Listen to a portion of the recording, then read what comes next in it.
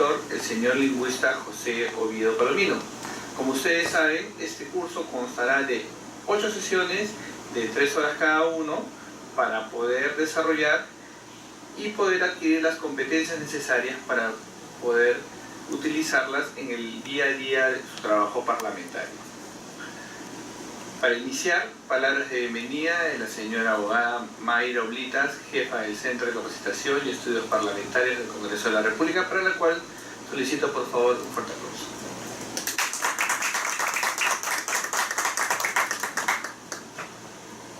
Buenos días a todos. En principio agradecer la presencia de cada uno de ustedes por el compromiso asumido durante el desarrollo de este curso que se va a llevar entre el mes de junio y julio.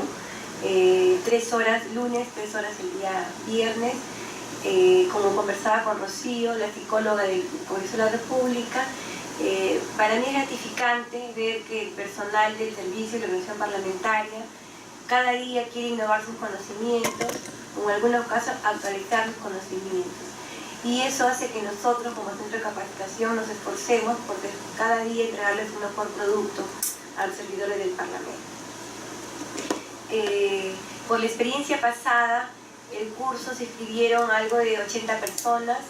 La promoción culminó de haber llevado 32 servidores, aprobaron el curso 24, de los cuales el resto fue 4 por inasistencias y 3 por presentación de trabajo, y de repente no llegaron al objetivo que el profesor había en ese momento marcado durante una evaluación, ¿no?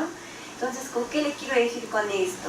Si bien es cierto, este curso está siendo realizado por una labor solidaria que realiza el doctor Oviedo, un lingüista que muchos lo conocemos aquí en el Parlamento, hay que poner nuestro mayor esfuerzo para poder nosotros dar todo lo que nosotros podemos, y no solamente hay que ser personas oidores, sino que durante todas las clases son muy motivadas por parte del doctor Oviedo. Hay que participar, hay que hacer preguntas, no hay que quedarnos con las dudas, hay que estar constantemente haciendo consultas.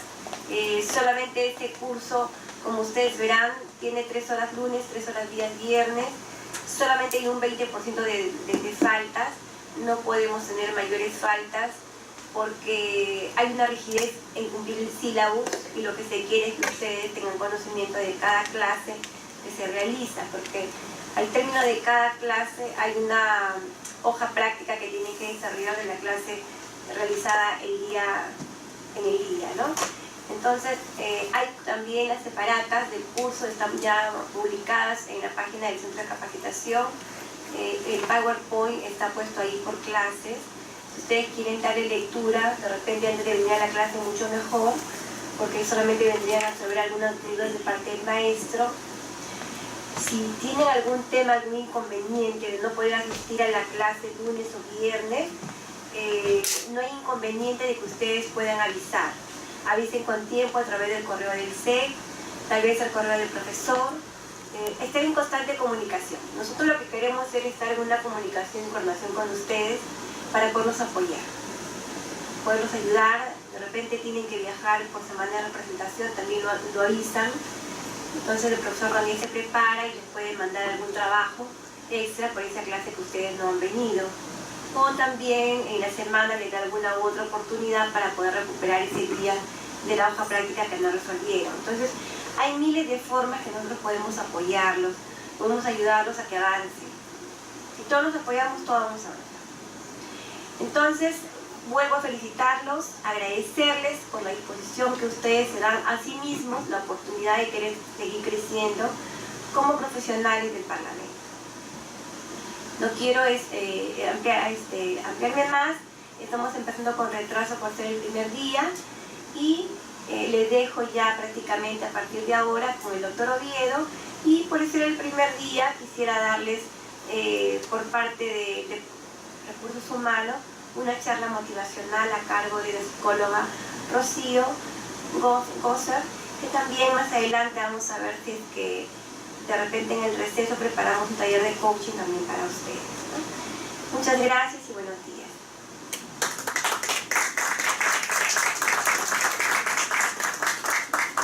Bueno, como bien lo dijo la doctora Mayra Oblitas, a continuación una charla motivacional a cargo de la psicóloga Rocío González Linares. Ella se desempeña en el área de desarrollo y bienestar de personal del Congreso de la República, para la cual le pido un fuerte aplauso y le pido por favor que le pasen un micro, porque no sé si lo puede hacer, lo va a hacer desde ahí o lo va a hacer desde acá adelante. Gracias. ¿Cómo están? Muy buenos días. Como ya dijeron, mi nombre es Rocío Gócer, soy psicóloga de profesión, estudio coaching ontológico en la Universidad Ricardo Palma, y el día de hoy los voy a acompañar para iniciar su curso de redacción parlamentaria, una pequeña charla de mejora continua, porque en verdad es súper importante que estén acá, les agradezco un montón que quieran mejorar día con día. Así que vamos a comenzar primero viendo el objetivo. Pasamos, por favor. Otra vez. El objetivo de esta charla es desarrollar y fortalecer en ustedes, los participantes, la mejora continua en su desempeño laboral, utilizando como herramientas principales debilidades y oportunidades que puedan identificar ustedes mismos de sus labores diarias. ¿Sí? Seguimos. Pasamos entonces, por favor, a la siguiente diapositiva. Esta es una herramienta chiquita, pero que en verdad es súper poderosa. Yo se las recomiendo un montón. Yo la aprendí hace menos de un año con mi ex jefe en mi ex lugar de trabajo, porque en realidad yo soy una persona súper distraída, pero soy ordenada, porque si fuera distraída y desordenada no estaría en ningún lugar chambeando. Entonces, miren, lo primero que yo les recomiendo es que los lunes a la mañana planifiquen su semana, no su día, su semana. Una vez que ustedes ya tienen todas sus tareas planificadas, van a actuar sobre eso. Van a chequear cómo les está yendo con las actividades que han programado. De acuerdo a eso van a hacer sus ajustes y van a poder aplicar a la mejora continua. Porque si yo empiezo el lunes a la que, bueno, ya lo que venga, y voy haciendo mis actividades apagando incendios, va a ser un poco complicado que mejoremos, ¿no es cierto? La idea es que seamos un poco más ordenados, un poco más meticulosos al momento de planificar nuestras tareas. ¿Sí? Eso va un poquito para ajustar, es una herramienta para la mejora continua. ¿Sí? Siguiente, por favor. Ahora, básico para la mejora es el trabajo en equipo. Si nosotros no tenemos un buen trabajo en equipo, no tenemos una buena comunicación asertiva, una buena disposición de trabajo, va a ser bien complicado que sacarnos adelante nuestros objetivos individuales y los objetivos de nuestra institución. 3 beneficios que nos da el trabajo en equipo. Ofrece nuevas ideas y proporciona soluciones a las dificultades de equipo, porque todos podemos participar, todos podemos brindar ideas y de ahí tomamos la que mejor nos convenga para realizar la tarea, ¿verdad? Intereses por las ideas de otros y las podemos desarrollar, porque al momento de que todos vemos nuestras ideas, filtramos, sacamos las mejores y las que no nos sirvieron para esa oportunidad de repente nos sirve para una futura. Y evaluamos los resultados del equipo finalmente. Una frase que escuché y me encantó es: el trabajo en equipo divide esfuerzos pero multiplica resultados. Eso es sumamente importante y en verdad es totalmente cierto. Pasamos, por favor. Necesidades de cambio. Esto es un poquito para que lo interioricen y se vean adentro, como profesionales. ¿Cómo es que quieren ser reconocidos? ¿Como la imagen de abajo o como la de arriba? ¿Qué ven en el nombrecito de abajo? ¿Quién quiere participar? ¿Quién me dice qué es lo que notan con ese trabajador? Estrés, ya. Es el estresado. Ya, ¿qué más? El renegado. Intolerante. El negativo, el que, ay, es lunes, ¿no? Mala onda, ¿no? Que le pides algo, no, hazlo tú, ¿por qué te voy a ayudar? No hay disposición. Arriba vemos a alguien organizado, alguien que corre los lunes para chambear, quiere ser el primero en llegar a la oficina, abrir, prender la luz. Me siento tan identificada. Pero es por el tráfico, básicamente, que llego temprano. Entonces, la idea es que nos veamos reconocidos como buenos profesionales, ¿no? Como los que están dispuestos a ayudar, el que le gusta trabajar en equipo, el positivo. No se puede por aquí, pero de repente se puede por otro lado, ¿verdad? Todo está en nosotros, en la disposición que le pongamos a la chamba. Seguimos, por favor. Competencias básicas para mejorar. Orientación al logro. Tenemos que estar enfocados en cuál es nuestra meta. Trabajo en equipo, como ya se los comenté, porque si no trabajamos en equipo no vamos a lograr nada, porque somos finalmente un equipo de trabajo. Trabajamos en una oficina donde no somos individuales, ¿verdad? Vamos a trabajar por objetivos institucionales. Y la orientación del servicio, porque tenemos que saber que como somos un equipo, siempre vamos a necesitar de la ayuda del otro, por lo tanto también tenemos que brindarla. Es importante. Ahora, tienen dentro de sus materiales un círculo dividido en 6 como slide, ¿sí? Ya, genial. Les voy a pedir, ya que podemos trabajar en pares, quiero que primero valoricen del 1 al 10 aspectos de su vida. Entre ellos puede ser, no sé, les doy un ejemplo, trabajo, familia, economía. ¿No tienen? ¿Quién no tiene? No tiene la hoja la señorita. Ya, entonces les comentaba. Primero, tienen lapicero para que pongan en cada círculo, van a valorar un aspecto de su vida. Como les decía, lo que ustedes quieran, amor, economía, trabajo, amistad, no sé, el aspecto social, todo lo que ustedes, los 6 aspectos que a ustedes les parecen más importantes, los ponen a un lado y le dan un valor del 1 al 10, donde el 1 es donde estoy pésima, tipo economía, yo pondría un 2, y no sé, en el trabajo le pondría un 8, ¿no? ¿Por qué yo valoro de esa manera estos aspectos? ¿Sí? Solamente quiero que pongan el nombre y lo valoren del 1 al 10. A ver, por favor. Te agradezco tu participación. Ella dice, soy renegona 5, porque ellos son desordenados. Entonces, ella dice que es renegona por ellos, pero no. Uno reniega, eso es interno, eso es tuyo. Ellos pueden ser desordenados, pero está en ti qué actitud tomas hacia ellos, o enfrentas la situación, ¿verdad? De repente no es necesario renegar, es solo darle un ultimátum. Listo, chicos, espero que les haya servido esta herramienta. De repente la pueden utilizar después, más tranquilos, no solos, para poder no solo valorar cuán renegona soy, sino qué aspectos de mi vida necesitan que le ponga un poquito más de esfuerzo, ¿verdad? Pasamos a la siguiente diapositiva, por favor. Eso es parecido, pero tiene más relación con el aspecto laboral. Porque aquí podemos ver qué debe mejorar en nuestra oficina. Tienen otro formatito que se les entregó para que ustedes identifiquen qué cosas consideran ustedes que deben mejorar en su oficina. Siempre hay algo que mejorar, siempre se puede estar mejor. Pero no solo qué debe mejorar en mi oficina, sino qué debo mejorar yo para que esas cosas que tenían que haber mejorado estén mejor. Ustedes pueden hacerme una lista de 3 cosas que específicamente hayan reconocido, hayan identificado que deben mejorar en su oficina, que tengan que ver con ustedes, que puedan salir de ustedes. ¿Sí? ¿Podrían por favor anotarlas para que quede constancia y de repente podamos trabajar en eso más adelante? 3 cosas que deban mejorar, que yo podría aportar a que mejoren. Yo los invito a tomar esta herramienta cuando estén solos, cuando estén, no sé, de repente en la oficina en un tiempo que tengan o en su casa, y puedan identificar qué de ustedes pueden dar para mejorar en la oficina, en las cosas que ustedes han podido ver que todavía les falta aún cosas por hacer. De nosotros pueden salir muchas cosas. Todo está en que lo pensemos, lo recapacitemos y nos demos cuenta qué es lo que podemos dar más de lo que estamos dando. ¿Sí? Usen ese instrumento, les va a ayudar.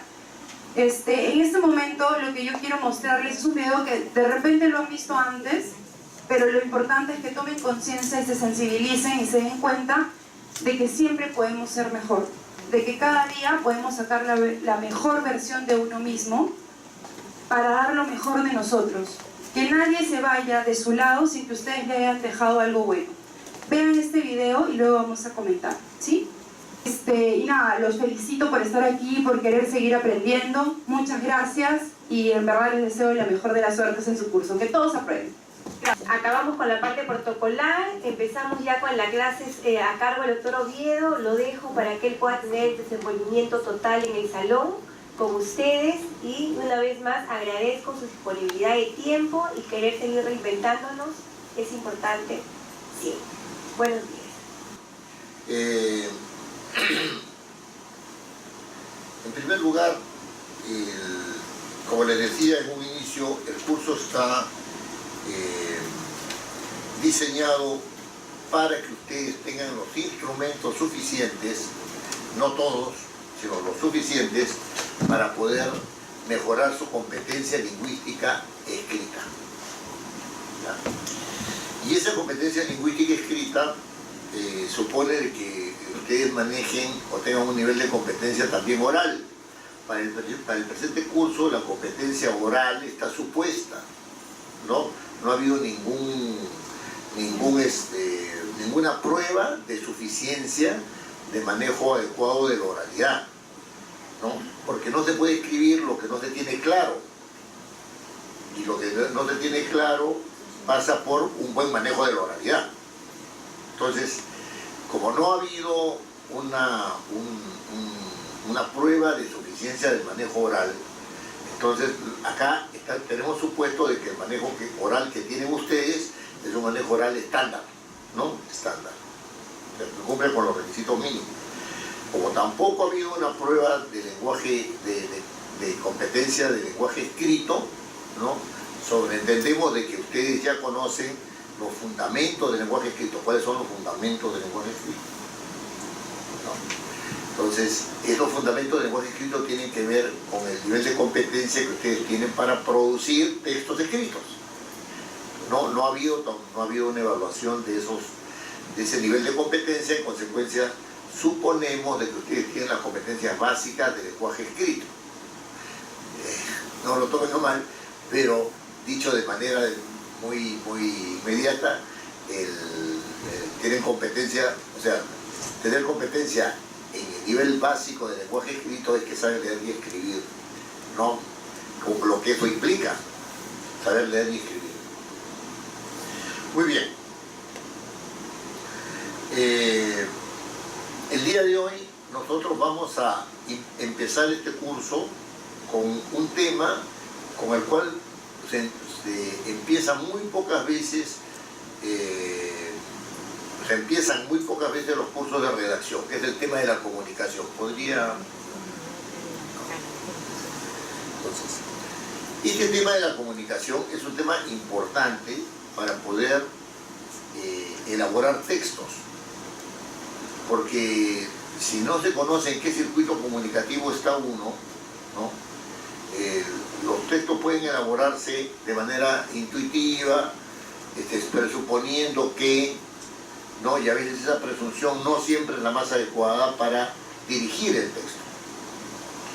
Y entonces, en esta primera lámina, ustedes ven cuáles son los elementos básicos de la comunicación, ¿no? Este texto está extraído de un artículo que escribió el profesor Roman Jacobson en un libro que se llama Ensayos de Lingüística General, ¿no? Y habla acerca de las funciones del lenguaje.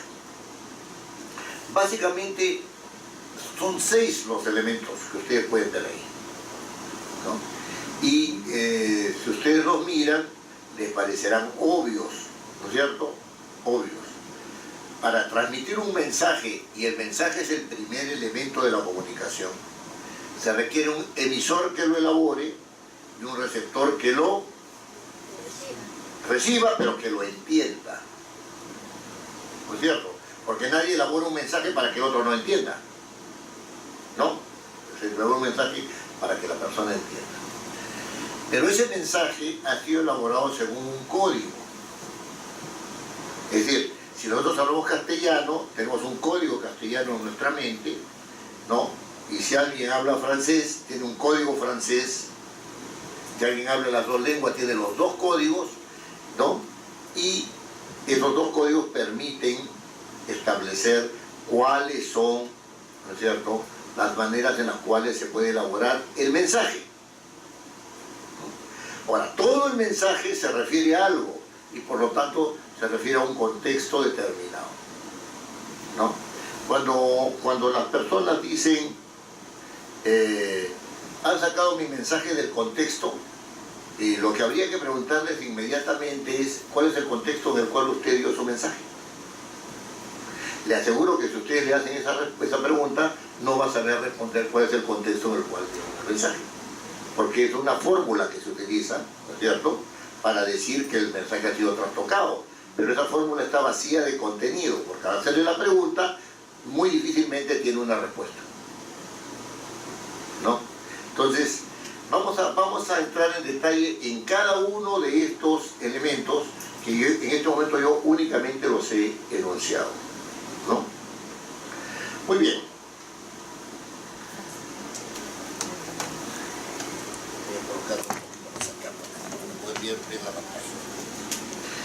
Muy bien.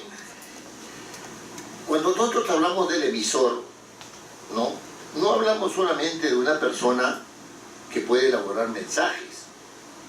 De hecho, un emisor elabora mensajes, ¿no? Es hasta decir lo obvio, ¿no? Pero los mensajes que elabora un emisor no son mensajes neutros. Son mensajes que tienen una intencionalidad. Esos mensajes que tienen una intencionalidad, el emisor los elabora para obtener un determinado efecto sobre el receptor. Y el receptor es el que escucha, ¿no es cierto? Es el que escucha. Entonces, no lo elabora desde un lugar donde no hay nada, donde solamente está él.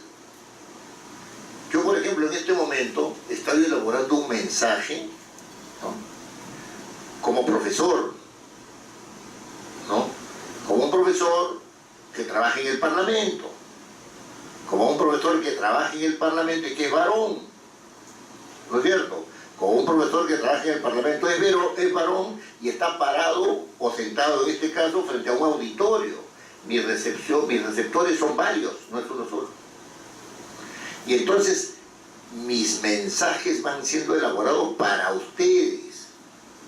Es tan así que yo puedo abordar un tema y no puedo abordar otros.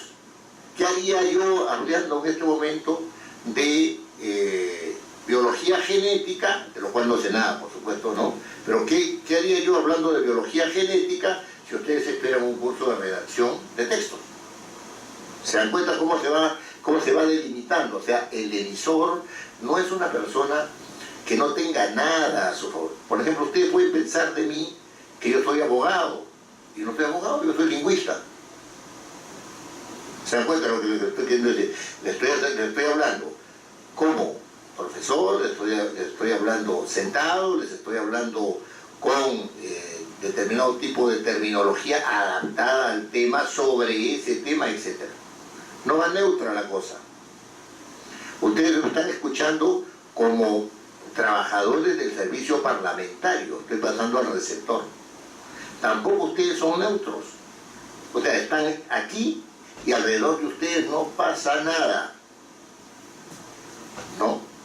Entonces, lo que ustedes vienen acá porque tienen interés, ¿no es cierto?, en incrementar su competencia lingüística, ¿no? Yo observo el auditorio, veo que hay un número más o menos equilibrado de varones y de mujeres. Digo más o menos porque hay más mujeres que varones, ¿no?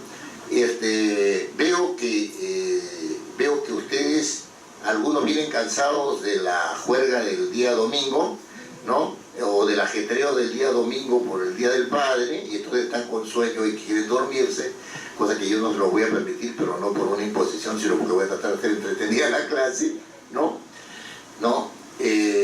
Veo que ustedes tienen una expectativa determinada sobre cómo yo manejo la clase, ¿no?, y cómo manejo los contenidos que les puedan servir a ustedes.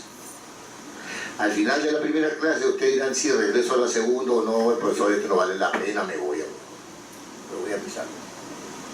Están en un proceso evaluativo, ¿se dan cuenta? Y ustedes evalúan, las damas como damas, los varones como varones, ¿no?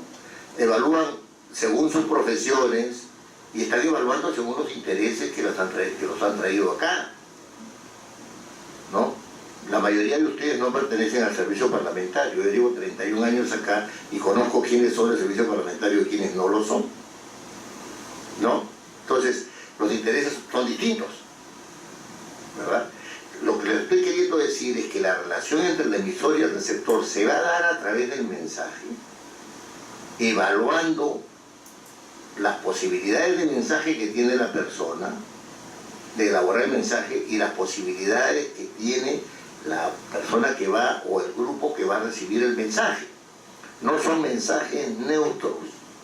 Y esto que está dicho así de manera tan digamos, descriptiva, se aplica en la práctica rápidamente. Ustedes van a elaborar un memorándum, un oficio, o van a hacer un pedido de servicios o lo que fuere, ¿no? Tienen que saber a quién se lo dirigen y qué receptividad podría tener. O sea, esa es una actitud que tiene que estar clara. No van a enviar un mensaje para que el otro lo reciba mal o sencillamente se predisponga mal frente a lo que te está diciendo. Esta no es la idea de los mensajes, salvo que haya una intencionalidad específica de hacer sentir mal a una persona, cosa que también existe, ¿no? Entonces, claro, el mensaje está supuesto. ¿Cómo se elabora un mensaje? ¿Cómo se elabora un mensaje? Yo en este momento les he enviado a ustedes una secuencia, o sea, un mensaje con diferentes secuencias. Estoy hilando ideas para que ustedes construyan en su recepción, ¿no es cierto?, un mensaje por lo menos entendible, ¿no? Ahora bien, ¿cómo se construye un mensaje? Inicialmente tenemos que tener todos un mismo código. En este momento yo estoy en el supuesto de que todos ustedes tienen un entendimiento del castellano, ¿no es cierto?, que nos es común, ¿no? Que nos es común. O sea, ustedes tienen ese conocimiento y yo lo tengo, ¿no? ¿De dónde viene eso? De que manejamos un mismo código. ¿Ya? ¿Qué significa que manejamos un mismo código? Que nosotros tenemos conocimiento, ojo, que en nuestra mente, en nuestro conocimiento, ¿no?, están los mismos elementos y las mismas reglas de combinación. Si nosotros tenemos los mismos elementos, esas posibilidades de escoger este elemento, este otro, y de combinarlos adecuadamente, entonces podemos entendernos. Ustedes me podrán decir, pero eso siendo cierto, es parcialmente cierto, porque si usted me habla en castellano acerca de la institución jurídica, de la prescripción, ¿no es cierto?, y me empieza usted a dilucidar acerca de los diferentes niveles de prescripción, en donde está la prescripción ejecutiva de dominio, la prescripción de la acción penal, etcétera, etcétera, etcétera, entonces ya yo ya no empiezo a entender. Esto que sucede al interior de la lengua es normal, porque al interior de la lengua hay lenguajes especializados. ¿No es cierto? Aquí nos estamos entendiendo en un lenguaje estándar. Si yo les utilizara terminología lingüística, ustedes no me entenderían, porque no están en el lenguaje especializado. Y no es una cuestión de menosprecio, sino que uno se especializa en determinada rama del saber, nada más. Eso es todo. Por ejemplo, en este tipo de discurso que yo estoy dando hay varios sintagmas cristalizados que están codificados de una manera que el nivel de selección predomina sobre el nivel de combinación.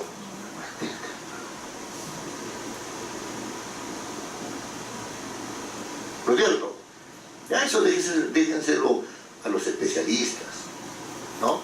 Entonces, podríamos también nosotros hablar en medicina, ¿no?, acerca de si el melanoma ubicado en el último tracto del conducto rectal puede producir o no producir una anomalía de carácter. Déjenselo a los médicos, ¿no es cierto? Acá nosotros estamos entrando en un tema que tiene que ver con la redacción, y en razón de la redacción vamos a utilizar evidentemente una terminología que es para esos fines, ¿no es cierto? Para esos fines. Muy bien, pero que significa no entender dentro de un mismo idioma aquello que está dicho en ese idioma, o sea, con los mismos elementos y con las mismas reglas de combinación, ¿no? Se da porque hay un nivel de competencia lingüística especializado. Eso es lo que pasa con el lenguaje normativo, que está especializado, ¿no? O con el lenguaje médico, o con el lenguaje de ingeniería, o lo que fuere, o de la física, o de la química, ¿no? Son lenguajes especializados sobre la base del lenguaje estándar. Muy bien. Esto sucede también con otros idiomas. Cuando uno ya sale de su propio idioma, el código cambia. Ya no se especializa, como es el caso al interior de una misma lengua, sino que el código cambia, ¿no? Los que saben hablar francés es porque lo han estudiado o porque lo han internalizado desde su infancia. Y si uno habla en francés, no se va a entender si es que no maneja los elementos y las reglas de combinación propias del francés. Lo mismo pasa con el inglés. De un idioma tan extraño para nosotros como el ruso o como el zulu, no se entiende para nada, sencillamente porque no conocemos ni siquiera la regla de combinación fonética. ¿Se dan cuenta de lo que quiero decir con eso? Entonces, el presupuesto de la elaboración de un mensaje es que los que intervienen en el circuito de la comunicación manejen el mismo código y sean capaces, por lo tanto, de elaborar y de descifrar mensajes. Entonces, ahí ustedes, en la relación de los elementos, ¿no? En la relación de los elementos de la comunicación, tienen una relación entre el emisor y el receptor a través del mensaje. Eso está muy bien. El mensaje ha sido elaborado porque se comparte un mismo código, pero hay dos procesos. Un proceso de selección de los elementos que están en el código y un proceso de las reglas de utilización de las reglas de combinación que también están en el código. Entonces, cuando ustedes entran a elaborar un mensaje, a elaborar un texto, entran a elaborar mensajes, ¿no es cierto? Y al elaborar mensajes están utilizando los elementos y las reglas de combinación. Si ustedes utilizan un lenguaje especializado es porque tienen una especialidad, una profesión, ¿de acuerdo? Dentro del mismo idioma. Si ustedes cambian de idioma, entonces les sucede lo mismo. Tienen que tener los elementos y las reglas de combinación del francés, del inglés, del italiano, del ruso, de lo que fuere, y elaborar mensajes, ¿no es cierto?, en razón de este código. Si yo quiero retomar nuevamente que el emisor y el receptor no son neutros, entonces elaboraré ese mensaje en razón de que el emisor, ¿no es cierto?, tenga el mismo código, sí, es verdad, que maneje un código, pero al mismo tiempo viendo en qué situación, o sea, qué ubicación social tiene, qué nivel cultural tiene, qué sexo tiene, etcétera, etcétera, etcétera, ¿no es cierto?, qué profesión tiene para poder elaborar el mensaje y después emitirlo a alguien que pueda entender ese mensaje, ¿no? Ahora, claro, el mensaje no va de cualquier manera, el mensaje va a través de un canal. Ese canal es el canal sonoro, ¿no es cierto? Yo en este momento estoy hablando y ustedes están escuchando, ¿no? Es audio oral ese canal, pero si ustedes leen, ¿no es cierto?, el canal es visual. Se mueve en un espacio determinado. El canal oral se mueve en el tiempo, el canal visual se mueve en el espacio. ¿Se dan cuenta? Y está sujeto a las mismas reglas. Las reglas, los elementos y las reglas de combinación. Muy bien. En lo que sí quiero hacer especial énfasis es en el contexto, ¿no? El contexto es un elemento del circuito de la comunicación inexcusable. Bueno, todos son inexcusables, ¿no? Pero el contexto es uno de los peor entendidos.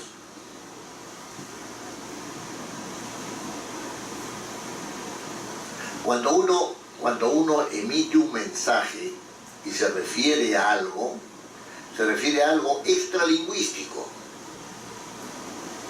me están siguiendo con claridad. Yo en este momento me estoy refiriendo a qué, ¿no? La palabra contexto que está ahí está fuera, me estoy refiriendo a ella, está fuera de mi discurso. No la estoy utilizando, me estoy refiriendo a ella. Es como si dijera, me refiero a este vaso. Yo utilizo la palabra vaso para referirme a algo. El mundo de los contextos es el mundo de los objetos. El mundo de la referencia es el mundo de los objetos. Ernesto Cassirer, un filósofo alemán, tiene un hermoso artículo que se llama El lenguaje y la construcción del mundo de los objetos. Es decir, cuando nosotros nos referimos a los objetos, podemos referirnos a objetos de distinta naturaleza, pero construimos una visión acerca del mundo de los objetos. Vamos a poner el siguiente caso. Este vaso está con agua. Está con agua, ¿no? Ya. O sea, se mueve incluso, ahí está, la pueden ver. Este vaso está con agua. Yo oculto el vaso y digo este vaso está con agua y ustedes empiezan a construir. Yo les he dado un efecto mostrativo, ¿no? Mostrativo, les he mostrado el vaso. Y ustedes saben que tiene poca agua, que es agua para beber y que está dentro de un vaso transparente. Yo oculto el vaso y les digo a ustedes, este vaso está con agua. ¿Cómo se lo imaginan el vaso?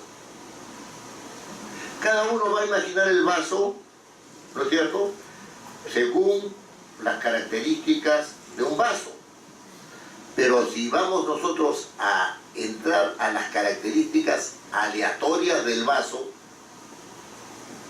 o sea, de repente ustedes piensan que es un vaso de plástico, de repente piensan que es un vaso de cristal, efectivamente, pero que tiene otra forma, que es más pequeño, más grande, ¿no? De repente piensan un vaso de cristal no transparente, ¿no es cierto? De repente piensan que el agua que está ahí no es el agua que está servido, sino que lo han puesto del caño, etcétera, etcétera. Cuando una mujer piense, oye, esta agua es hervida, está pensando que el agua no la han sacado de un recipiente que está,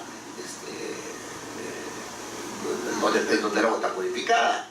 O sea, se va construyendo el mundo de los objetos. Y los objetos pueden ser de distinta naturaleza. Yo les he hecho este ejemplo con un ejemplo físico, ¿no es cierto? Este vaso es mensurable, tiene un diámetro, tiene una altura, ¿no es cierto? Tiene la naturaleza del vaso del cristal que es transparente. Podría ser un vaso de madera, ¿no es cierto? Y no sería transparente. Y seguiría siendo vaso.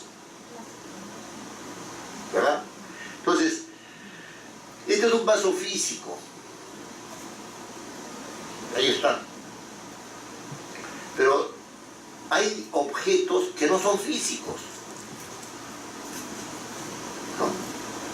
Si yo digo la silla, la referencia es a un objeto físico, ¿no? Cuando digo, pongan atención en esto, porque tiene que ver con el mundo del contexto, con el mundo de los objetos, ¿no? Uno construye los objetos. Cuando yo digo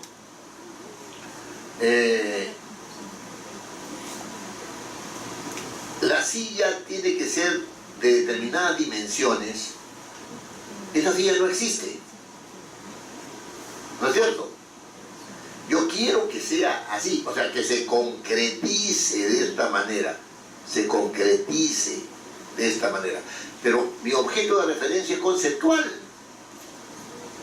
Estoy hablando de cómo quiero la silla, no estoy hablando de la silla que ya existe como tal. Por lo tanto, los que piensan que los objetos son materiales, necesariamente, están en un error.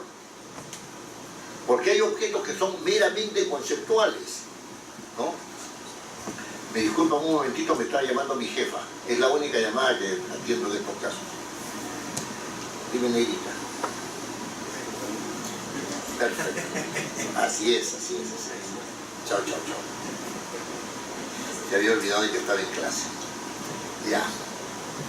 Entonces, muy bien. Entonces, ¿qué pasa, no?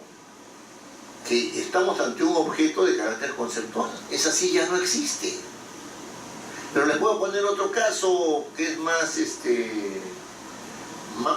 claro al respecto. Vamos a hablar acerca de la belleza o de la fealdad, o vamos a hablar acerca de la injusticia o de la justicia. ¿Dónde están? ¿Qué dimensiones tienen? ¿De qué color son? ¿Se dan cuenta de lo que quiero decir? Y sin embargo podemos hablar acerca de ellas. Nuestros objetos de referencia no son solamente físicos, son también conceptuales. Les voy a contar una anécdota. Cuando yo era estudiante en la Universidad Católica, cuando era católica, ¿no? Porque ahora no sé qué cosa sea,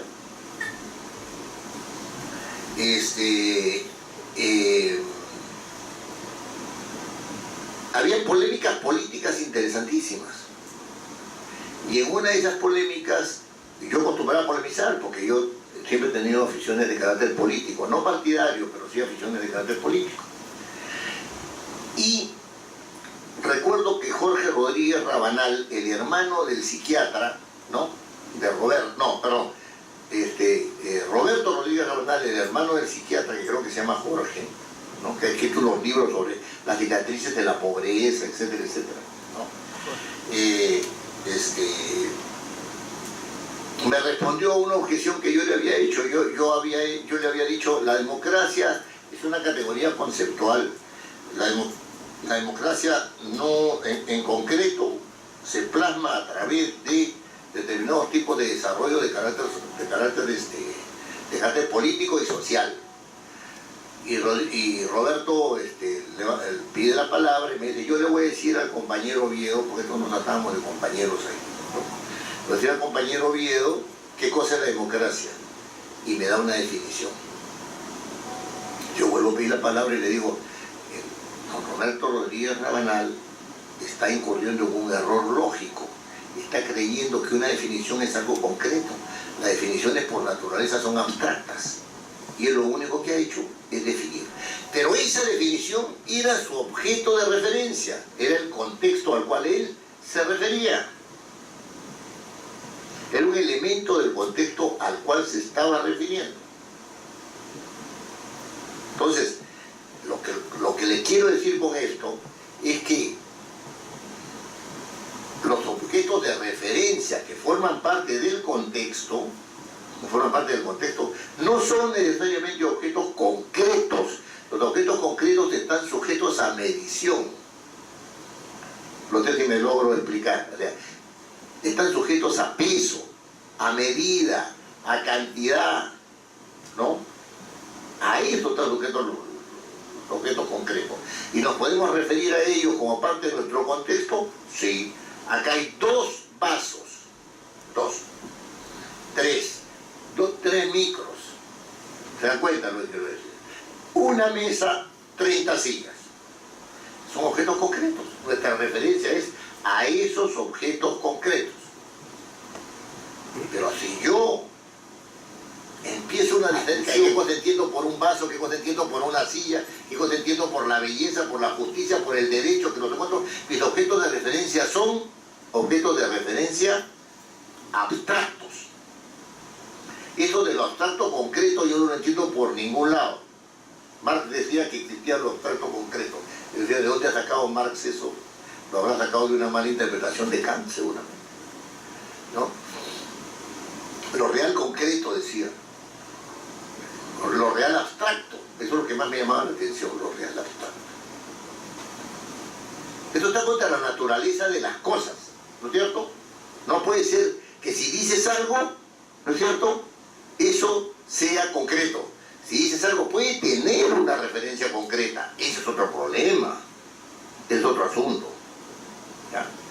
Pero además existen los objetos de carácter espiritual. O sea, una persona que tiene la devoción por la Virgen María, ¿no es cierto?, ¿no? O sea, que tiene una tradición mariana en su vida, en su existencia, no puede decir porque la Virgen sea un objeto concreto. Otra cosa es la existencia histórica, ¿no? Pero es un objeto concreto. decir que sea un objeto meramente conceptual, porque tiene una relación con la Virgen María. Y si tiene una relación con la Virgen María, tiene relación con un objeto que no es ni espiritual, pero que no es ni concreto, ni es psicológico, ni es abstracto. Es un concepto que tiene que ver con una dimensión, ¿no es cierto?, espiritual de las cosas. O sea, si alguien es ateo acá o no cree en esas cosas, es otro problema. La persona que tiene una relación con un ser espiritual, sea Krishna, Buda, tiene una relación, pero esa relación no es una relación ni siquiera abstracta, porque tiene una relación con... Y si tiene la relación, entonces tiene una relación con un objeto del mundo espiritual. Ahora, no me digan cuál es mi referencia del mundo espiritual, porque si no entramos en un problema teológico, etcétera, etcétera. Yo estoy refiriendo a la experiencia. Acabo de hablar con una señora que dice que Dios que vino una señora profetisa ¿cómo se llama? Evangélica, que dijo que en 5 días iba a estar curado el pata, y en 5 días el pata empezó a caminar. Y digo que Dios le había dicho eso. ¿Qué vas a discutir ahí? ¿Qué vas a reflexionar sobre ese tema? ¿No es cierto? O sea, tu relación con Dios dice que le ha dado el Dios de la profecía y que por lo tanto le profetizó que en 5 días iba a estar bien. Una relación de carácter espiritual. ¿No es cierto? El mundo no está hecho solamente de cosas materiales o psicológicas, abstractas, etcétera, etcétera, sino también está hecho de experiencias espirituales. Yo en lo personal tengo una reflexión sobre esos temas que no coincide con lo que les acabo de contar, pero el mundo espiritual existe, ¿no? En la experiencia de las personas existe, ¿no? Entonces ese tema se los traigo a colación porque el mundo del contexto tiene muchos objetos, y como les decía anteriormente, los objetos se construyen. Los objetos se construyen, están en constante construcción. El hombre conoce todo el momento, está construyendo sus objetos y enviando sus mensajes en razón de la construcción que tiene de los objetos. Y cuando hablo de objetos, hablo en el sentido filosófico del término, ¿no es cierto? No estoy hablando en el sentido de objetos materiales, etc. No. Estoy hablando en general de objetos. Es decir, de relaciones con momentos, lugares, cosas, situaciones de conocimiento, que son objetos de conocimiento. Muy bien. Esto es una reflexión en cuanto a los elementos de la comunicación. Y si tenemos que sintetizar esto de alguna manera, tendríamos que decir que los mensajes son construcciones, ¿no es cierto? Son construcciones, ¿no? Vamos a entrar en más detalles sobre esto, ¿no?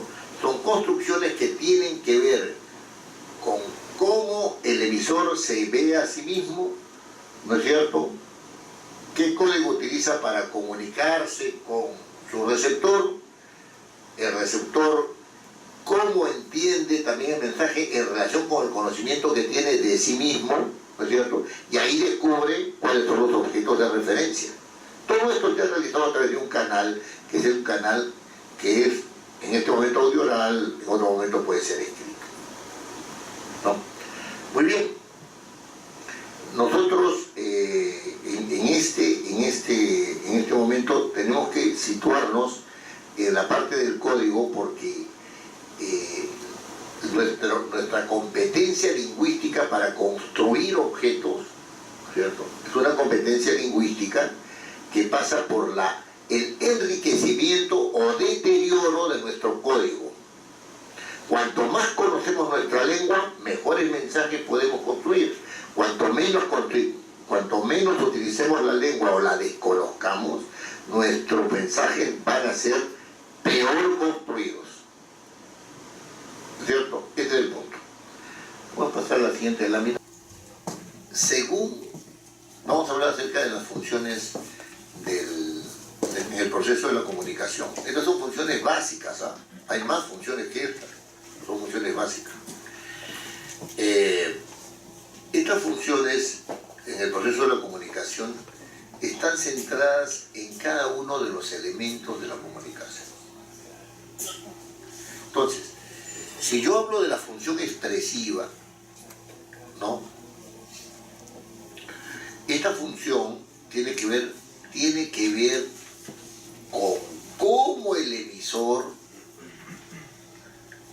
emite el mensaje. No hay función de la comunicación sin mensaje, ¿no es cierto? Entonces, cuando el emisor emite el mensaje, hay una información del emisor que puede ser una información distinta, aunque complementaria o contradictoria respecto de lo que le está, de la información que le está enviando por medio del mensaje. En este momento, por ejemplo, yo estoy enviando mensajes y ustedes me están observando.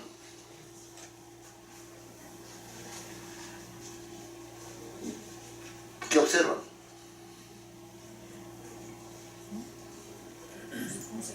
¿Estoy molesto yo? No, no estoy molesto, ¿no es cierto? Ya, entonces, ¿qué observan? Ya estoy serio. ¿Qué más? O sea, estoy tomando en serio la cosa. No estoy tomando en broma. Ya. ¿Qué más? Nos está observando. ¿Cómo? Nos está observando. Ya estoy en estado de observación respecto de ustedes. ¿Qué más? ¿Qué está hablando? ¿Qué está expresando? Que me estoy expresando. Muy bien, que me estoy expresando. ¿Qué más? Transmite información. Que transmito información. Ya, muy bien. ¿La transmito bien o la transmito mal? Claro. Ya. Estoy transmitiendo información clara. Muy bien. Ya. ¿Qué más? Transmitiendo información clara sobre el tema. Sobre el tema. Muy bien. Correcto. Estaba ya ubicando su... ¿Qué más? ¿Qué más? ¿Qué más observan en mí como emisor? ¿No es cierto? Esa es la idea. Todo lo que ustedes han dicho no está en mi mensaje. No está en mi mensaje. En lo que he dicho yo no está. Y sin embargo ustedes... Fíjense bien. No lo tomen de manera personal. Estoy dando un ejemplo. Este auditorio me parece un auditorio de ignorantes. Inmediatamente ustedes se ofenden, mis mensajes quedan neutralizados, ¿no es cierto? Y se van, abandonan la sala. No puede ser que el profesor no trate así. Está totalmente equivocado. Han reaccionado respecto a mi mensaje, ¿no es cierto? De una manera, no respecto de lo que digo, exactamente, sino respecto de lo que estoy queriendo transmitir. Porque una cosa es decir y otra cosa es significar. Pon atención en esto. Una cosa es decir y otra cosa es significar. Yo he dicho, ustedes me parecen ejemplo, es el ejemplo. Ustedes me parecen una tropa de ignorantes. ¿Qué he querido significar? ¿Por qué no se van ustedes? Porque estoy dando un ejemplo. ¿Te das cuenta de lo que quiero decir? Porque ustedes entienden de que yo estoy dando un ejemplo.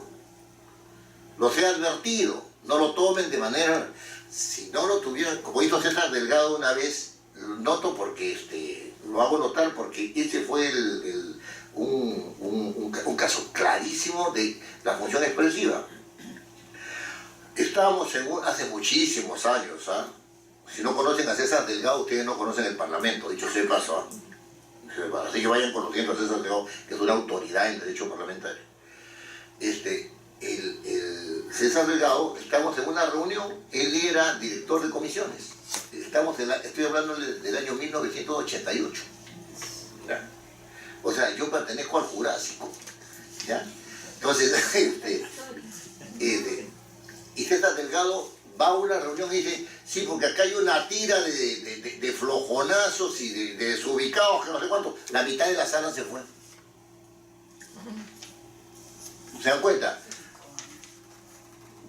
la función expresiva del lenguaje, o sea, el doctor no se puede referir a nosotros de esa manera.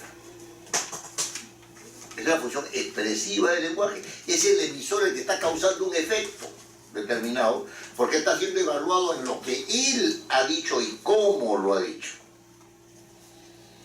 ¿No? Pongo otro ejemplo. Uno llega a su casa después de haber cometido un crimen pasional y su papá, el papá acabó de matar a una mujer. La ha matado. ¿Qué has hecho, imbécil? ¿Cómo se te ocurre hacer una cosa así? Dijo, sea desgraciado, ahora ¿qué hago con él? Sale la mamá y le dice, hijito, ¿por qué? Nunca debiste haber hecho eso. Mientras que el papá sanciona, en mi ejemplo, puede ser al revés también, ¿eh? Mientras que el papá sanciona, la mamá comprende.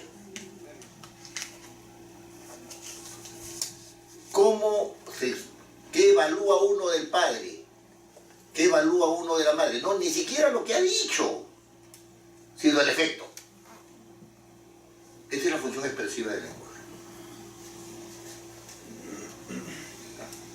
Si ustedes aplican esto al debate parlamentario, no, el señor Becerril puede decir muchas verdades, pero tiene un tono tan áspero que hizo lo que provoca la animadversión. Es lo mismo que le pasaba al señor Olivera.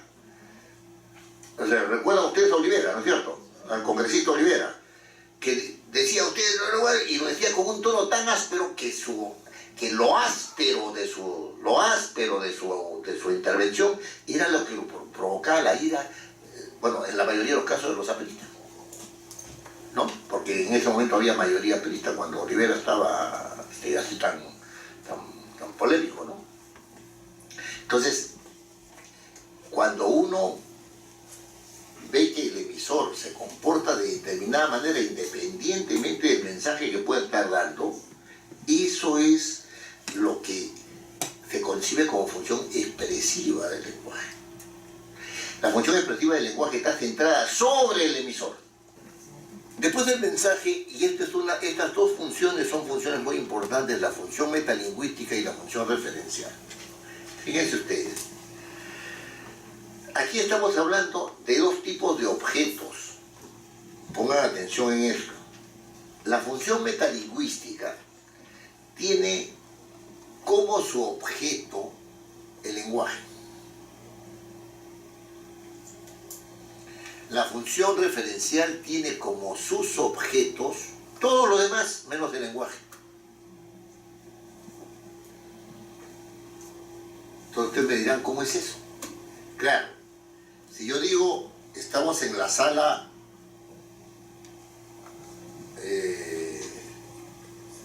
¿cómo se llama esta sala? Quiñones, ¿no? Estamos en la sala Quiñones, ¿no? Acá está el objeto de referencia, pues la sala Quiñones, ¿no?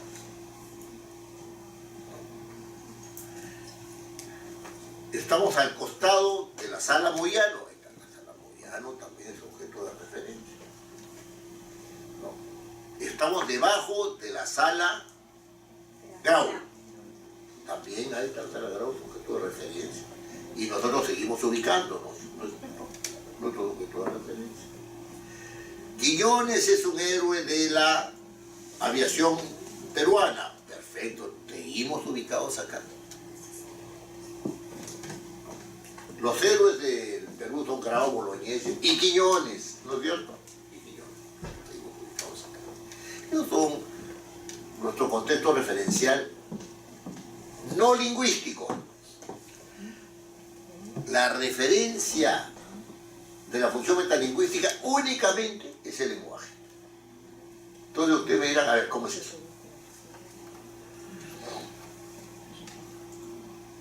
Si yo te digo a una persona, para tomar un ejemplo de la clase, del momento anterior de esta clase, ¿qué es la democracia? ¿No? Esa persona me va a definir una palabra, ¿no es cierto? Me va a dar un concepto que está subsumido en una palabra, porque si no estuviera una palabra no podría definirlo, ¿no? Entonces, solamente lo puede hacer por la función metalingüística. Me está definiendo una palabra, se me están dando los alcances lingüísticos de democracia. El diccionario, ¿no es cierto?, solamente se puede entender si es que hay función metalingüística. ¿Por qué? Porque sus objetos todos son conceptos de palabras. Si yo digo, esta oración es simple, también estoy ejerciendo la función metalingüística porque la oración es un elemento del lenguaje. Si yo digo, esta oración es compuesta, también estoy ejerciendo la función metalingüística, ¿no? Y usted me dirá, pero si eso es así, cuando yo estoy redactando un informe, estoy realmente haciendo la función metalingüística. Porque estoy tratando todo el tiempo de que esas palabras sean usadas con propiedad. Y para que tengan propiedad, tengo que entender de qué tratan esas palabras. Fíjense lo importante de la función metalingüística. No se puede construir un texto solamente con la función referencial. También hay que construirlo con la función metalingüística, porque la esencia de un texto es la palabra.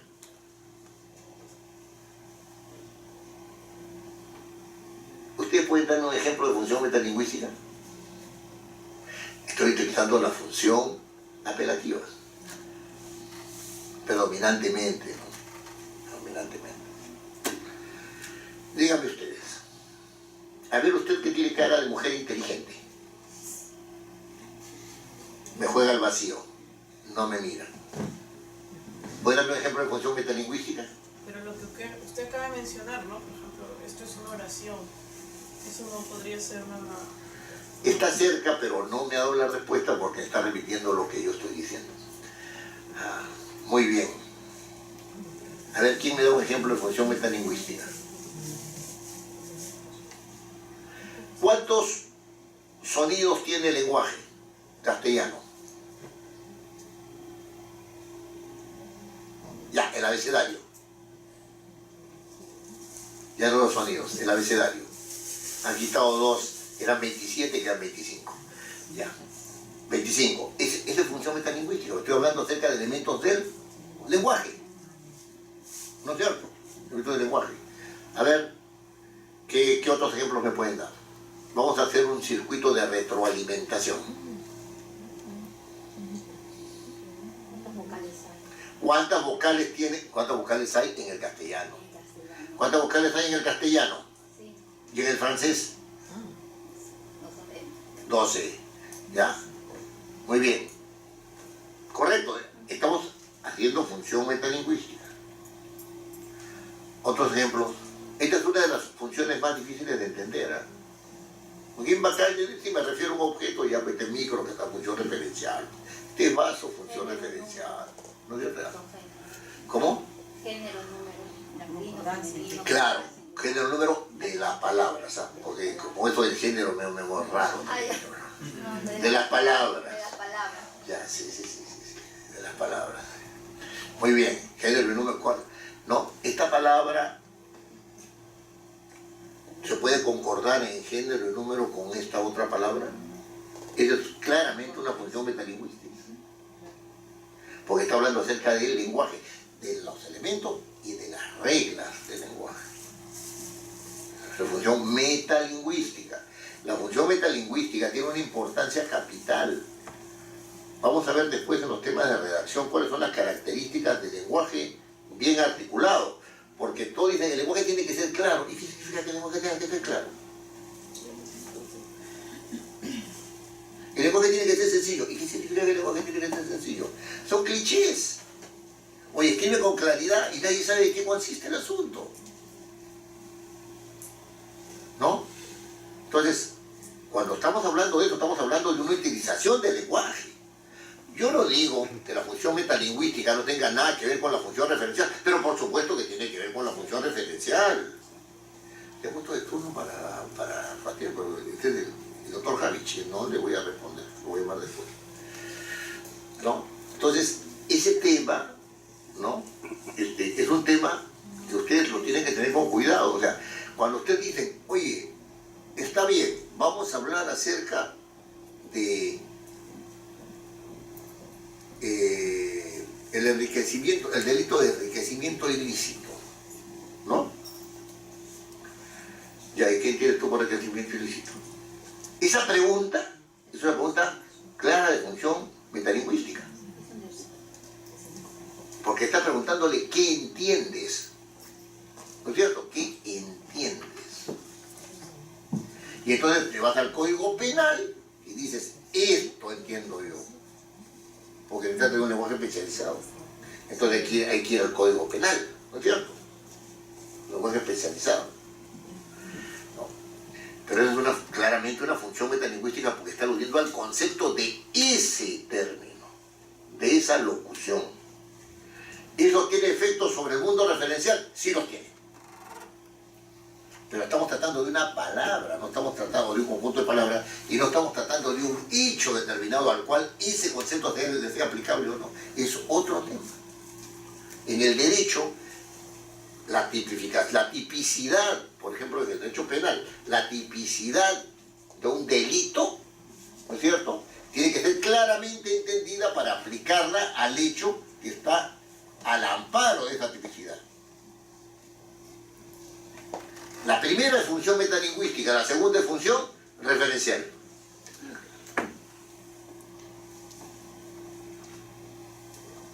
Muy bien. Por favor, si no me estoy explicando con claridad o quieren ustedes objetar lo que yo estoy diciendo, yo estoy en plena disposición. Dígame usted. Doctor, en metalingüística se explica también, por dar un ejemplo, cuando estoy con mi hija y le narro un cuento, o le cuento un cuento, o le estoy narrando una historia, estoy también utilizando la función metalingüística ahí. ¿Cuál es la materia de la historia? X, ¿no es cierto? Y a la materia de historia le está contando usted el cuento de Caperucita Roja, que a mí me resultaba muy interesante cuando era chico. Ahora se cuenta no sé qué de la ¿cómo se llama? De la chanchita no sé cuántos y del pollito amarillito y no sé qué tanto. ¿No? Entonces, ¿cuál es la referencia? Si las referencias son objetos no lingüísticos, o sea, no son palabras, no son construcciones de palabras, estamos en una función meramente referencial. Si la chiquita le pregunta a mi mamá, ¿qué cosa quiere decir esto? Como ve de mi nieta. Ahí estamos en la función metalingüística.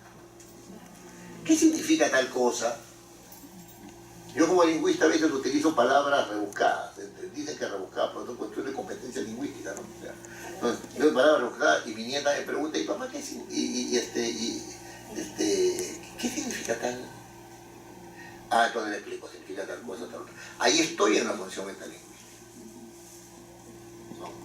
Doctor, pero cuando su nieta le hace una pregunta referente al lenguaje, por ejemplo, a eso se refiere. Sí, ¿qué cosa quiere decir tal cosa? Claro. Ahí estoy en la función metalingüística. Claro.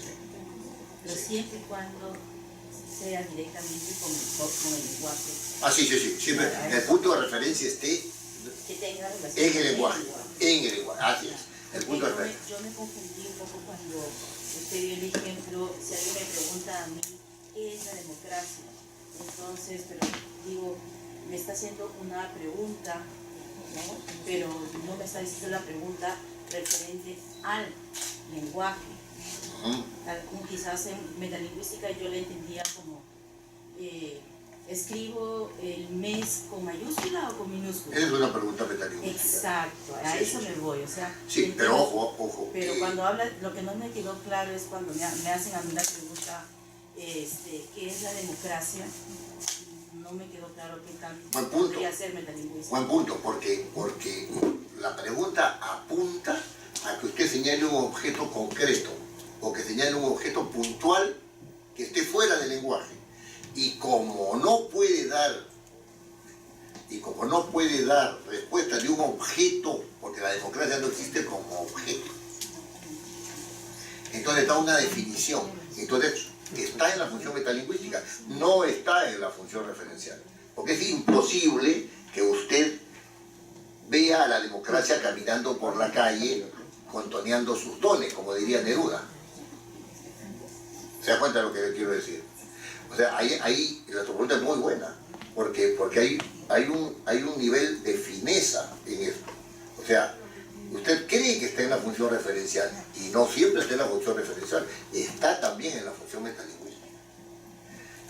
De arranque, es decir, de principio yo les dije, la función referencial quiere decir que los mensajes tienen por objetos, ¿no es cierto?, aquellos que nosotros ya hemos explicado con anterioridad en la sesión anterior, menos aquellos objetos que se refieren directamente al lenguaje. ¿No? ¿Correcto? Exacto. Si el mensaje tiene por objeto los elementos del lenguaje, sea en el nivel en que esté, pueden ser sonidos, pueden ser sonidos lingüísticos, ¿no? Pueden ser sonidos lingüísticos, pueden ser reflexiones sobre el tratamiento del lenguaje, pueden ser reflexiones sobre composiciones de texto, o sea, aplicación de reglas de composición de texto. Ahí estamos realizando claramente la función metalingüística. Que hay momentos en los cuales los límites se convierten en borrosos, esto vale para todos los casos. Pero una de las cosas que sí me pareció muy inteligente también esa pregunta, es que las funciones se pueden sobreponer. Sí, se sobreponen. En todos los casos hay varias funciones, hay más de una, y yo diría que hay más de dos, ¿no es cierto? Pero para no fallar hay más de una función, pero dentro de esa correlación de las funciones, cuando coexisten, una es la predominante. Una es la predominante.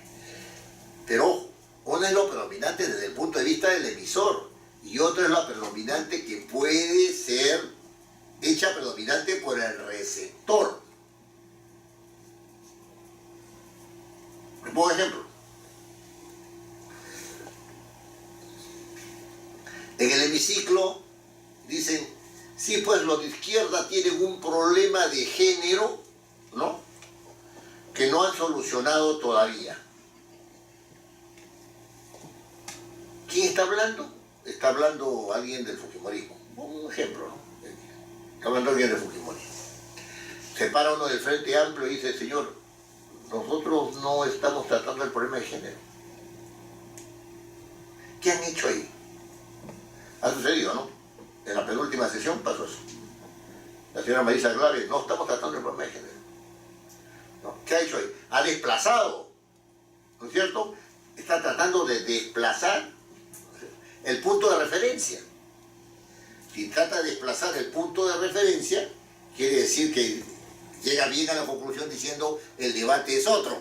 No estamos tratando el tema de género. El debate es otro, estamos tratando el problema del feminicidio. No es posible que los hombres que maltratan a las mujeres y las matan sigan en la cárcel. Eso es todo. En el título del proyecto repetía el título de la ley modificada anterior, y ahí se hablaba también de cuestiones de género. ¿Ya? Técnicamente hablando, y mi especialidad es la técnica legislativa, el título estaba mal dado.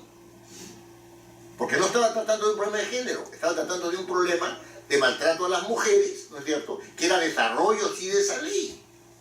¿Y por qué no ponían desarrollo de la ley tal, ¿no es cierto?, especificando tal y tal y tal cosa respecto a los que cometen el delito de feminicidio? ¿Por qué no decía eso? Ahí estoy en desacuerdo. ¿Desacuerde usted?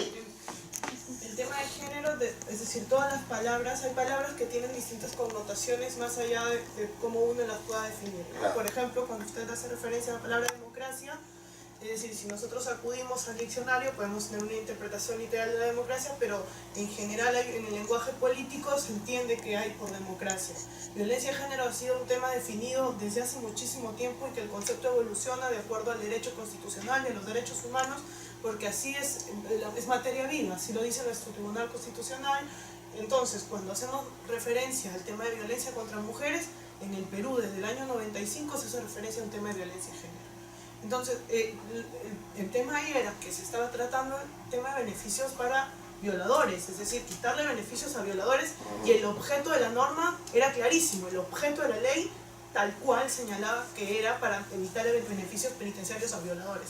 Entonces, tratar de confundir, como ahora se viene haciendo, ¿no?, que el tema de que el género, que tiene que ver con la ideología de género, eso es más bien confundir a las personas, porque desde el 95, con las políticas que el mismo Alberto Fujimori impulsó sobre el tema de género, se viene tratando de eliminar la violencia, tratando de haber un control de natalidad.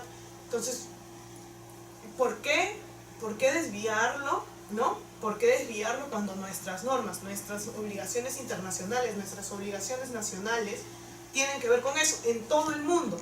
No es que un país, en el Perú, de pronto un grupo de iluminados determinó que el género es una cuestión y otra cosa, no, en todo el mundo se discute cierto lenguaje y un parámetro mundial, igual que con democracia, igual que con derechos civiles, igual que con derechos sociales.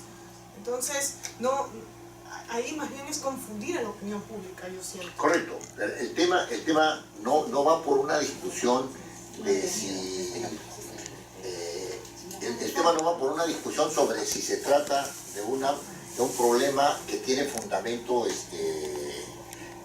en la jurisdicción supranacional. El tema no va por un tema de si hablamos de género o si no hablamos de género. El tema habla por un tema de consistencia lógica. O sea, si usted agarra y me dice, porque así es en el otro lado, entonces yo ideológicamente puedo decir, este es un problema de género. Pero el desarrollo de la norma, que suponga pues que es un problema de género, pero el desarrollo de la norma está haciendo una norma que favorece a las mujeres, por las cuales los hombres, ¿no es cierto?, no pueden seguir siendo liberados si es que cometen determinado tipo de delito.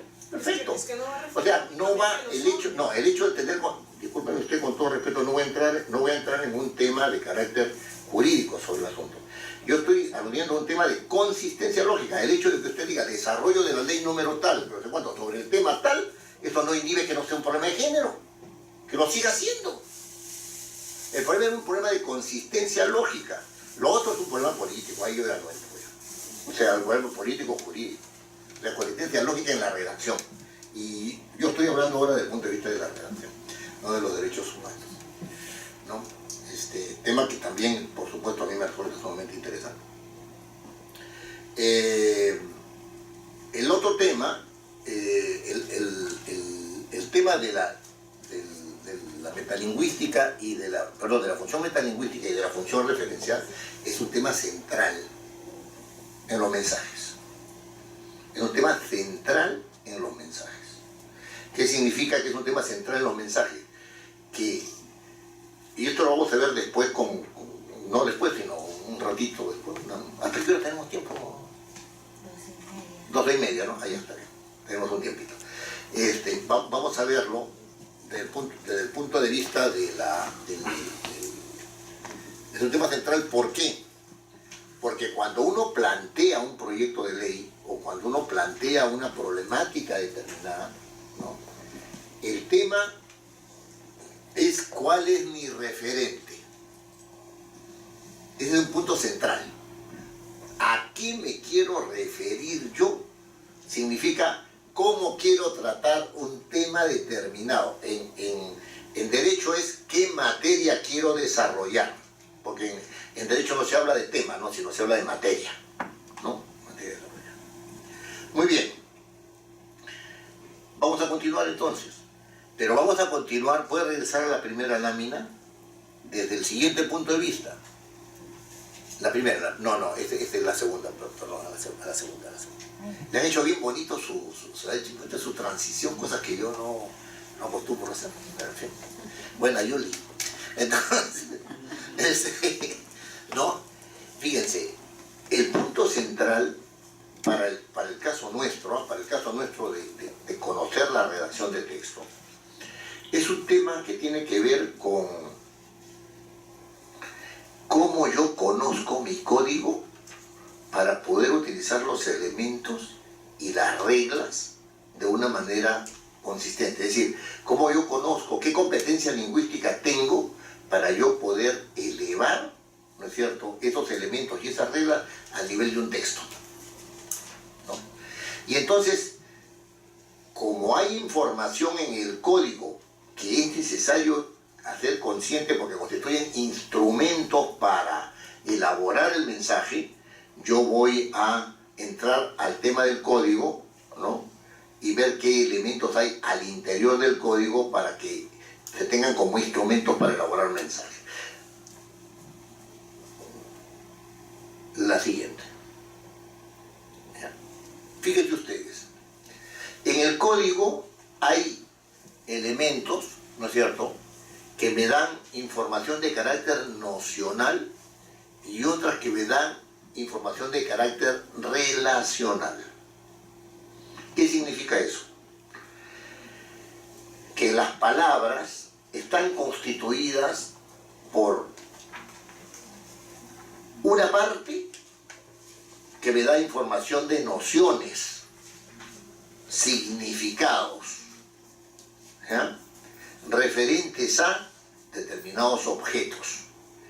Y la otra parte, ¿no?, es una parte que me da información de carácter relacional, ¿no?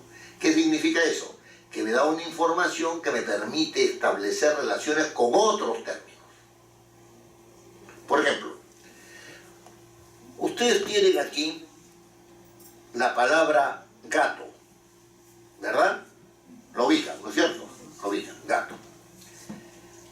Si yo aíslo gat, yo puedo hacerle variaciones como gato, gata, gatos y gatas, pero siempre será la misma noción. Su referencia será a un felino que maulla, ¿no es cierto? Para decirlo en términos sintéticos, ¿no? A un felino que maulla. Muy bien. Ahora bien, si aíslo de la palabra perro, o perra, o perros, o perras, su raíz que es per, llamada lexema lexical en lingüística, ¿no? Su raíz, no. Yo tendré la misma noción, pero así, aun cuando persista la variación. ¿No es cierto? En león la cosa es diferente porque el león no tiene ninguna terminación para masculino, pero sí tiene para femenino. Leona. No existe león o no. Existe sencillamente león, ¿no? Pero me está dando esa información. Si no tiene la A, es masculino. Eso es lo que me está diciendo. Si tiene la A, es femenino. Y así sus singulares y sus plurales. Leones ya no son leonos, sino que está haciendo el plural en leones. ¿No es cierto? Lo importante de esto es que los elementos que están en el código, ¿no?, ya organizados a nivel de palabras, me van a transmitir una información nocional, pero al mismo tiempo, en esas mismas palabras, van a haber elementos de esa palabra que, a diferencia, me van a transmitir solamente información relacional. Si yo digo perro, ¿la relación cuál es? Blanco. No puede ser perro blanca. ¿No es cierto? Perro blanco. Tampoco puede ser perro blancos, porque tendrían que ser en plural, ¿no es cierto? Perros blancos. Tampoco puede ser perros blancas, sino tendría que ser perros blancos o perras blancas. ¿No es cierto? Esa información relacional es la que me permite construir. La otra no me permite construir. La otra me permite referir. La función referencial.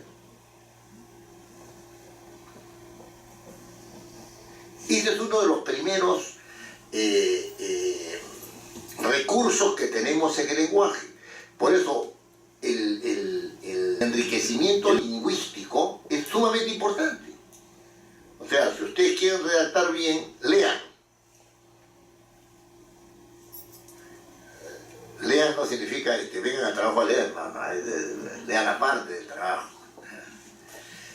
Y si quieren tener una ayuda inmediata, vayan al diccionario, pero recuerden una cosa: el diccionario no habla, el diccionario registra, es un producto que registra. Yo recuerdo el caso del señor Torres Lara, en el Congreso Constituyente, dijo que habría que ser cojudo para sostener tal cosa. Y la oposición, por supuesto, saltó. Ha insultado, que retire las palabras, que no sé cuándo. Se paró la doctora Hildebrand y dijo, en el diccionario de la palabra dice cojudo, de sexo masculino. Es verdad, pues etimológicamente significa que tiene cojones. Cojones en latín significa sexo masculino, pues, ¿no? En Colombia, decir que se tiene 3 cojuditos significa que tiene 3 varones, ¿no? Y el señor Torres Lara, por supuesto, no retiró ninguna de las palabras. Y yo decía, no hay nadie que lo objete. El diccionario no habla, el diccionario registra. La señora Hildebrand ha hablado, perdón, el señor Torres Lara ha hablado. Y al decir que eso es una cojudez, ¿no es cierto?, o la invención de algún cojudo, lo que está tratando, evidentemente lo que está haciendo es insultando. Pero el insulto no viene del significado de la palabra, sino de la actitud con la cual abuses. Decir una palabra, decir a una persona que es un burro, ¿por qué es un insulto? Porque lo han comparado con el animal de 4 patas que no piensa. No, es por una intención negativa, que hay una marca negativa que hay a ese respecto. Como decir a una mujer que es una flor, jamás te va a sentir ofendida, ¿no? ¿Y qué de flor tiene? ¿No? Pero no se va a sentir. ¿Por qué? Porque el sentido de esa palabra es positivo, ¿no? Entonces, la actitud, ¿no es cierto?, la carga semántica negativa, ¿no es cierto?, es la que te hace sentir que eres o no eres insultado o insultado para el caso que estamos tratando, ¿no? Podemos seguir al siguiente. Con el caso de los verbos, y fíjense que he tratado en la primera lámina el caso de los nombres y ahora estoy tratando el caso de los verbos, ¿no es cierto? Aquí hay una cosa que es sumamente importante, porque esa idea de que el lenguaje se mueve por arriba de la realidad y que tú puedes decir lo que quieras y que no importa y que tú escribes, tú pongas algo ahí nomás, ya después lo arreglamos y lo ponemos así bien bonito, ¿no? Eso es una aberración. Y es una aberración de carácter intelectual, ¿no? Es decir, afecta el intelecto, pues, de las personas.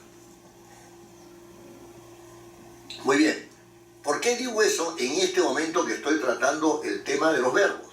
Fíjense ustedes, yo tengo aquí el verbo amar, que es el que se estila, ¿no?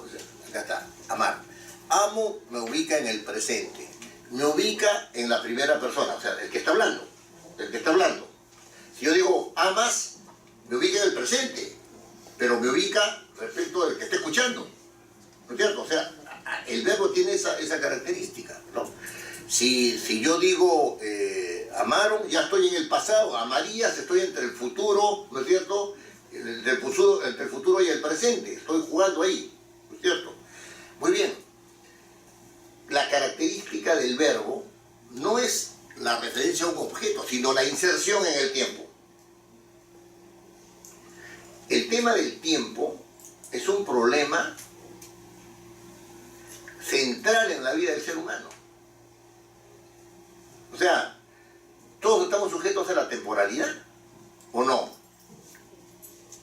Ninguno de ustedes tiene ahorita 5 años, o sea, ya pasó el tiempo, ¿no? Yo estoy de salida, ustedes están ahí que navegan todavía en la barca procelosa de la vida. Un bocachafo, ¿no? Entonces, ese tema es un tema fundamental. Te metes en el presente, te refieres al pasado, te inclinas para el futuro, y dentro del pasado tienes varias posibilidades. No es lo mismo amé que decir había amado, que amaba, etc. Hay matices ahí, ¿no? No es lo mismo decir amaré que habría amado. Bueno, ahora los muchachos solamente utilizan tiempos simples, pues. ¿Cómo la ves? Bien, ya. Entonces, ¿no? Entonces esa cuestión de la internet te hace perder fineza, ¿no? Entonces, ese tema es un tema fundamental, pero en los verbos, en las formas simples, corren igual que los nombres, ¿no es cierto? Se aísla la raíz, ¿no es cierto? Y la deficiencia me va dando razón del tiempo, de la persona con la que me relaciono, etcétera, etcétera, ¿no? Pero, ¿puede pasar a la siguiente lámina? No. Entonces, pero aquí ya vamos variando con este auxiliar, ¿no es cierto? Con el haber, ¿no? He amado, has amado, etcétera, etcétera. La terminación ado significa concluido. Ado, ido, ¿no es cierto? Significa concluido. He amado, está concluido. ¿No? Había amado, está concluido. Se refiere al pasado, básicamente. Pero si va variando, yo digo, habré amado, ya estoy en el futuro, ¿no es cierto? Ya estoy en el futuro. Pero lo que les quiero decir es lo siguiente. Si la noción está dada por la raíz, el auxiliar lo que me está dando es la posibilidad de ubicarme una vez más en el tiempo. Y siempre se referirá al pasado o se referirá muy pocas veces al futuro, pero en ninguna manera al presente. No hay forma compuesta que se refiera al presente. Esta reflexión que les estoy haciendo es una reflexión que yo las pongo en su consideración, porque es una reflexión que tiene que ver con la vida de todos los días. Esa idea de que el lenguaje va por su lado y que nosotros vamos pensando las cosas por el otro, es una idea falsa. Es como si se hubiera roto un nexo comunicativo del hombre con él mismo y con su sociedad. McLuhan decía que la revolución tecnológica es una aberración. Ahora hay críticas feroces a toda esta tecnología que dice que el hombre está más comunicado con la realidad, está más contactado, que es otra cosa distinta, ¿no? Ese tema, ¿no? Ese tema tiene que ver justamente con este problema del tiempo. Para nuestros fines, hay una parte que te da la información nocional del verbo y otra parte que te da la información relacional que tiene que ver con el tiempo. En el caso de los verbos, ¿no? En el caso de los verbos. Continuemos. Entonces, tomemos nota de lo siguiente. Las raíces transmiten información nocional. Las raíces. Sean las raíces del nombre o las raíces del verbo. ¿Correcto? Si yo utilizo el verbo amar, su raíz será am. Información nocional. Si yo tengo la palabra canguro, tengo C-A-N-G-U-R y ahí empieza la información relacional, cangurito. Es la información relacional. ¿Qué significa que hay información relacional? En el caso de los nombres, significa que me permite establecer relaciones de género, de número. En el caso de los verbos son relaciones de carácter temporal y de persona. Las personas son claves en la información que dan los verbos.